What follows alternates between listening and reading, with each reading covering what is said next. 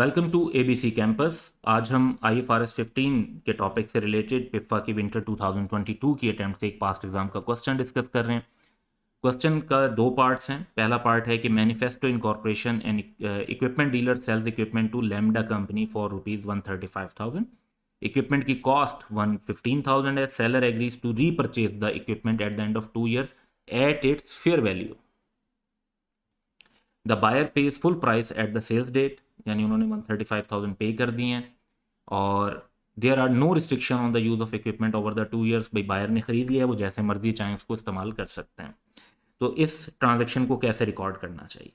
अच्छा, टिपिकली काफ़ी मसला होता है जब हम सेल एंड रीपरचेज वाली ट्रांजैक्शंस को देख रहे होते हैं, लेकिन ये एक प्रॉपर ट्रांजैक्शन है। क्यों ये एक प्रॉपर ट्रांजैक्शन है? यानी ये इन सब्सटेंस भी सेल्स ही हो रही है। और वो कैसे हमें पता चल रहा है? क्योंकि जो रीपरचेज होगी वो फेयर वैल्यू पर होगी, फिक्स्ड वैल्यू पर नहीं होगी। फिक्स्ड वैल्यू पर हो तो इंटरेस्ट होगा, लेकिन फेयर वैल्यू तो ऊपर भी जा सकती है, नीचे भी जा सकती है। दूसरी बात यह कि बायर के इस्तेमाल पर कोई रिस्ट्रिक्शन नहीं है। इसका मतलब है कि आपने उसको फुल राइट्स दे दिए हैं। तो ये दोनों चीज़ें ये रिफ्लेक्ट कर रही हैं कि ये कॉन्ट्रैक्ट इन सब्सटेंस में सेल्स है। अब इसको कैसे रिकॉर्ड किया जाए? हम डिस्क्रिप्टिव आंसर भी लिख सकते हैं क्योंकि क्वेश्चन पूछ रहा है हाउ, लेकिन स्टूडेंट्स को बेहतर समझाने के लिए हम जर्नल एंट्रीज की तरफ जा रहे हैं। कि आपको पैसे क्योंकि कस्टमर से 135,000 मिल चुके हैं, तो आप कहेंगे कि जी बैंक डेबिट हो गया और सेल्स यानी रेवेन्यू क्रेडिट कर लें। साथ ही क्योंकि आपकी कॉस्ट 115,000 थी, तो इतने से आपकी इन्वेंट्री चली जाएगी और आप कॉस्ट ऑफ सेल्स रिकॉर्ड कर लेंगे, जिससे आपका जो 20,000 का प्रॉफिट है वो ऑटोमेटिकली रिकॉर्ड हो जाएगा। 2 साल बाद जब आप इस इक्विपमेंट को वापस खरीदेंगे तो इक्विपमेंट को डेबिट करेंगे फेयर वैल्यू पर, जो भी उस टाइम पर फेयर वैल्यू होगी, बैंक को क्रेडिट करेंगे। क्वेश्चन में ऑब्वियसली ये नहीं बताया हुआ कि आफ्टर 2 years फेयर वैल्यू क्या होगी, लेकिन ये एंट्रीज होंगी। अब ये एक नॉर्मल ट्रांजेक्शन है, यानी इस ट्रांजेक्शन में कोई मैनिपुलेशन, कोई हिडन थिंग कुछ नहीं थी। तो ये था पार्ट ए, लेकिन पार्ट बी इससे थोड़ा डिफरेंट होगा। अब उसकी तरफ चलते हैं।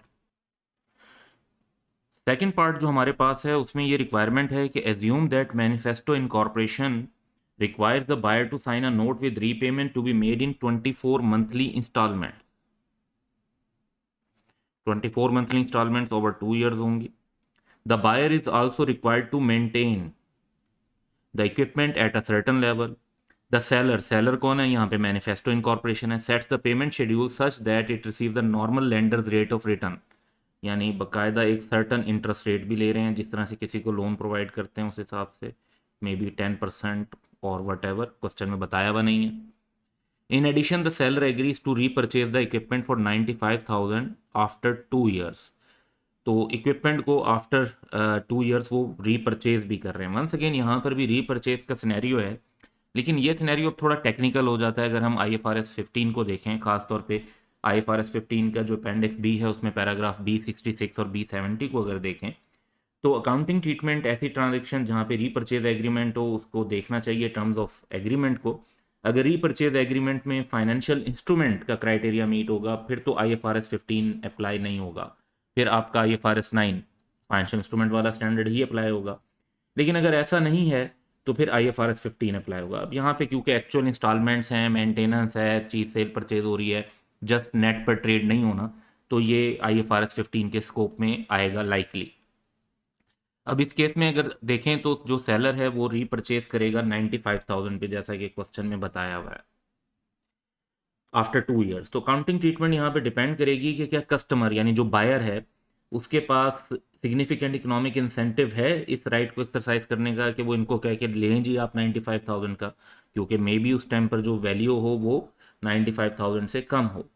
तो अगर ऐसा होगा तो फिर इसको लीज के तौर पे अकाउंट फॉर करना चाहिए। और यहाँ पे ये जो इंस्टॉलमेंट्स का फोकस है वो भी ये रिफ्लेक्ट कर रहा है कि यहाँ पे लीज अरेंजमेंट है। जहाँ तक बात है कि मेंटेनेंस की रिक्वायरमेंट की बात हुई और इंस्टॉलमेंट्स इन्वॉल्व हैं, तो उससे ये पता चलता है कि ये कॉन्ट्रैक्ट विद कस्टमर है। यहाँ पे डिटरमिन करना पड़ेगा सेपरेट परफॉर्मेंस ऑब्लिगेशन में कि कितनी परफॉर्मेंस ऑब्लिगेशन जो है वो रिलेट करती है इंस्टॉलमेंट के साथ और कितनी रिलेट करती है मेंटेनेंस के साथ, और रेवेन्यू उसी हिसाब से रिकॉर्ड किया जाएगा। अब क्वेश्चन में ये डिटेल्स मौजूद नहीं है, तो आंसर हमें इसी तरीके से बड़ा जेनेरिक और जनरल लेवल पर देना पड़ रहा है स्टैंडर्ड में। क्वेश्चन में अगर फर्दर डिटेल्स होती हैं तो ऑब्वियसली उससे अकाउंटिंग ट्रीटमेंट पे फर्क पड़ सकता है। वो फर्दर डिटेल्स क्या हो सकती थी, जैसे रेट बताया हुआ होता, इंस्टॉलमेंट की अमाउंट बताई हुई होती, जिससे हम ये डिटरमिन कर सकते हैं कि अगर एलोकेशन ऑफ प्राइस होनी है तो वो कैसे होनी है, उसके स्टैंड अलोन सेलिंग प्राइसेस दी हुई होती, या उनको मालूम करने का तरीका दिया जाता, तो उससे हम कैलकुलेट कर पाते कि वाकई सिग्निफिकेंट इकोनॉमिक इंसेंटिव है या नहीं है, फिर ये लीज वाकई बन रही है या नहीं बन रही, और फिर अगर जो एलोकेशन होनी है ट्रांजेक्शन प्राइस की वो अकॉर्डिंगली कैसे हो सकती है।